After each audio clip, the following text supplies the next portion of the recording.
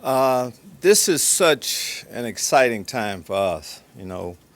We've been waiting, for a year or two for a long period of time. But with our excitement, you have to kind of, look at what's happening in the world too. And of course, most of you know I'm from Texas, so I have a lot of relatives down there, and you pay close attention to what's going on down there, and you have to just pray and just do what you can to try to help.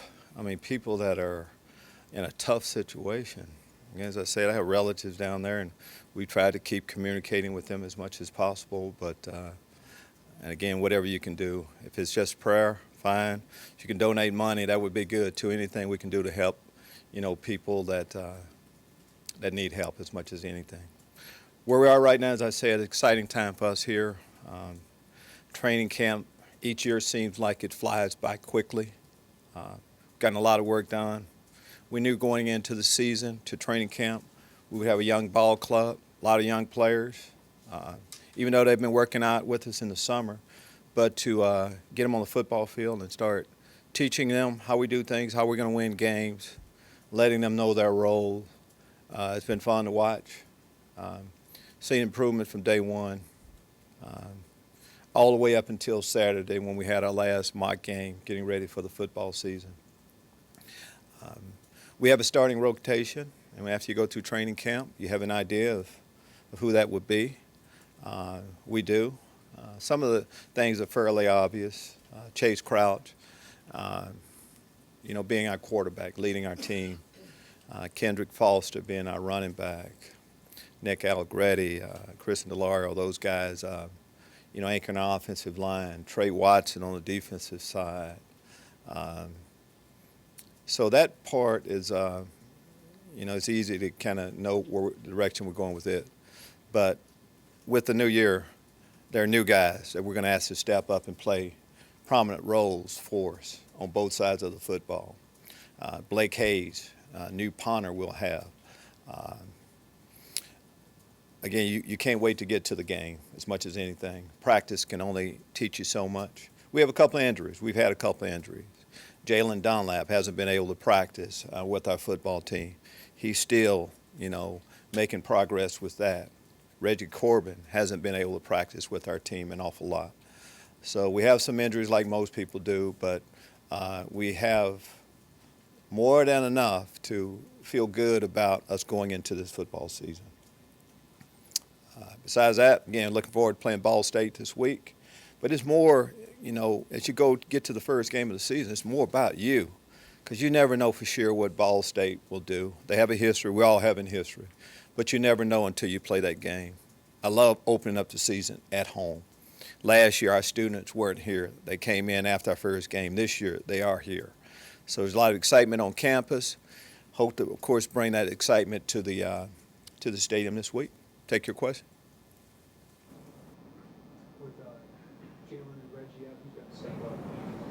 Well, a few guys. Talking Reggie first, of course, Kendrick Foster is our starter at tailback position, but young players have really stepped up. I'm talking about Mike Epstein, Rayvon Bonner. Guys have had an outstanding training camp so far. Talented players that just need to play. And Jalen Dunlap,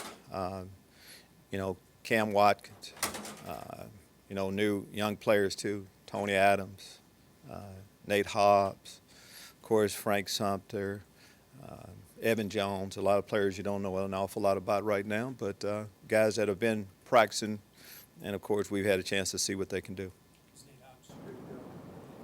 Nate is back with us. He's missed, majority of training camp, so he's got to get in shape, but he's stayed in the game mentally, but physically, he's great shape, good to go. Do you expect Reggie and Jalen to play on Saturday? Don't know. I just need to get to practice this week to see.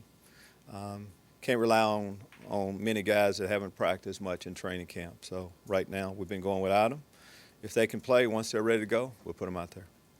What do you expect from Mikey Dudek this week? Should have talked to Mike about Mike a little bit. Long time coming for him. What do we expect from him?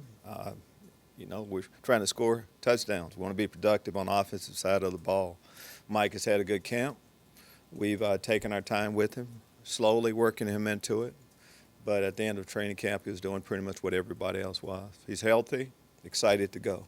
Think about having to sit and watch for 2 years. So couldn't be happier for anybody else on the team, more so than I am for Mike, to have an opportunity to play. How important do you think the first catch will be for him? Well, I think first catch, first play. Catch is important, but I'd say the first play. But for Mike, I mean, hopefully he didn't hyperventilate anything in pregame warm-up. I mean, there's a lot of emotion going into that. But, again, his knee is strong. And Mike's a good football player. I think he's a good football player. You can't wait to compete. He's a competitor, and we're a better football team with him. Kind of back to the cornerbacks before camp started, you said that was the position you were looking at, one of them the most. With Jalen not playing, did that give you more clarity because you saw a lot of the other guys, or did it add some questions because the one guy you're maybe kind of wasn't out? Well, we had, as you mentioned, we had questions coming in. So the more reps you can get for the guys that are a question mark, the better off it's going to make our football team. We know what Jalen Dunlap can do. He's our one corner, and he'll eventually will be out there. But we have gotten a chance. A lot of young players. And that's what we try to tell our team as a whole. Complain if you're not getting reps, if you're not getting an opportunity to prove who you are. Our corners have gotten a chance to prove who they are. And we've had a great chance to see them in a lot of different situations. I mean, just think, 5 weeks, that's a grind. So we've, kind of seen some of the good and a little of the bad of who everybody is on our football team. Lovie, do you have any? I'm sure you do, but do you know which freshmen will play, which freshmen won't play? Absolutely. Like for me to go over that right now, I'm not trying to run around your question, Jeremy, but yes, we do. We have a good idea. Guys have, once you let guys play again, they tell you who should start, who should get playing time, who you should count on before the first game. So when you get to the first game, and then things will really clear up. We haven't, training camp, nowadays aren't built around a lot of hard tackling and scrimmaging and things like that. But for what we've asked the guys to do, yes, we know how the starting rotation should begin. As a defensive guy, your offense this year with Chase Crouch and Manny, how is it a different challenge, or how more of a challenge to defend if you're scheming for the guys down?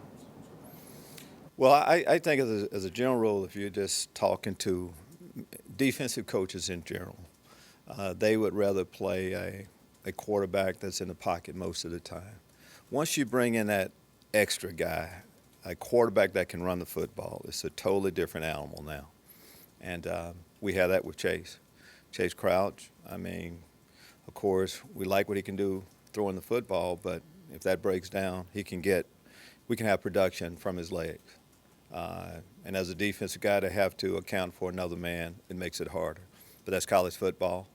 Probably at least 10 of the teams we're going to play, you would say that they have a mobile quarterback that can throw, that can beat you running the ball too. He seems to bring an edge too. I mean, you talk If trash you- and stuff, how important is that? Well, we don't talk to him an awful lot about talking trash, but the edge to him, yes. From, first off, Chase, once you get yards, get down. And when you score, get a ball to the official. Some things like that. But when he played last year, instant energy. The team had a lot of faith in me, and he was productive when he played last year. So we have to go on what he's done right now.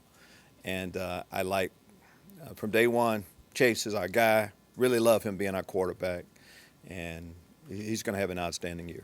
Lovie, I know that your offensive line was a little banged up during training camp. Yes. How's it look week one heading into the season? We're healthier.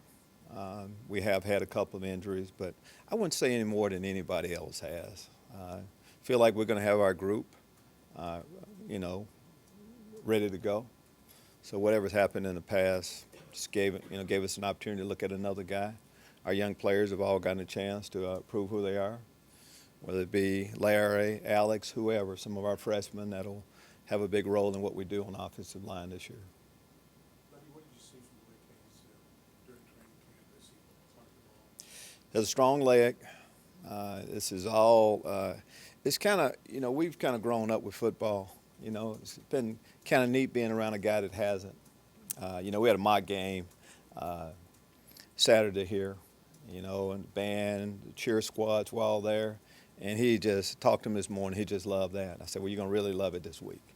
But he has a strong leg. He's been kicking the ball for a long period of time.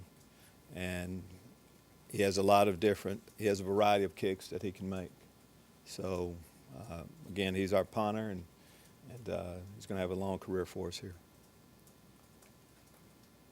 Lovie, since it's week one, do you do a little less scouting against Ball State? Since is it more about installing your own schemes in week one? Absolutely. Than it is scouting another team? Absolutely. But it should be that way always, because from my time in sports, I think it's more about what you do or what you don't do well. Take care of yourself as much as anything. So, and you have to do that, not knowing what an opponent, there's no history on what they're going to be like this year. So, yes, we spent the majority of our time, but last week, we went into a different mode where we game plan, our non-conference opponents. Of course, Ball State was quite a bit of that. And, of course, it's all Ball State this week. So we're going to cover the waterfront as much as anything. And as coaches, who you are, doesn't matter where you are, you don't change by just moving to a different job. So I feel like, they feel like they know us. And, of course, we feel like we know what they're going to do against us, too. Part of that. Well, do you have much relationship with Mike New from your times in the NFL? I know, no, not much of a relationship. I know who Mike is. I know about his relationship or his time with the Saints. He's a good football coach. I mean, when you're a good football coach, word gets around a little bit, but we don't have a long history together, anything like that, or competing against each other, I should say. So this is the first of many. Looking forward to it. We really are excited about the football season. Excited about starting the season out here, and we're going to put a good product on the football field eventually. Going to play a lot of young players, and with a lot of young players, that can be a good thing. So can't wait to see you then. All right. Just check the phone line. Do we have any questions from the phone lines for Coach Smith? Yeah, I have a couple. This is Shannon. I wanted to touch on what you said about Houston in the beginning. Just wondering, how is your family there? Did they get out, and what kind of communication have you had, and maybe kind of how this personally, affects you? Well, yes, we don't. And again, it's kind of fluid situation right now. Right. The relatives we're communicating with are okay, to answer your question, and some are still there. Don't feel like they're in danger, but things can change a little bit. But from just time, there's a lot of people you kind of know that you haven't been able to get a hold of. So I'm watching it closely, like everybody else. And when you hear, you can't do an awful lot except for pray and hope, and so we're doing a lot of that. And you've got some players from that area too. How are they doing? Same thing, same situation. Yes, Chris James from the Golden Triangle area a little bit. Our information right now, everybody that we know is doing okay. But again, no one really knows an awful lot right now. Yeah. Okay. I'll be thinking of your family. I also had a question just about the young players. You said there can be some good when you have a lot of young players. Can you touch on what those benefits are that you have a lot of young players?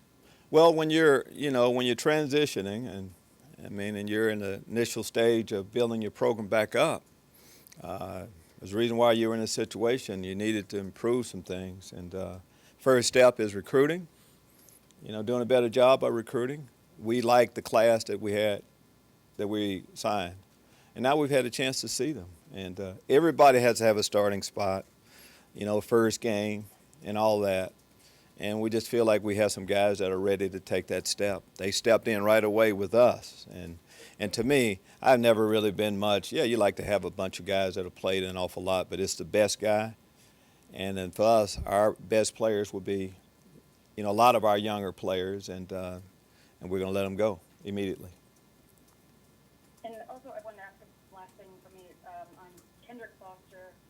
Obviously, he did a lot to prove himself last year. Just just wondered, and you've mentioned him today, but, what you're expecting out of him and just even getting all that experience last year, what that does for him going into this year. Expectations for him, last year, look at how he started the football season off. I mean, with the bang, and with just a steady player throughout. And when you have that type of year, you expect him more. So that's what he's moved more into a leadership role too, by his play, how he's worked. He's worked extremely hard to have an outstanding last year for the University of Illinois, and can't wait to let him go.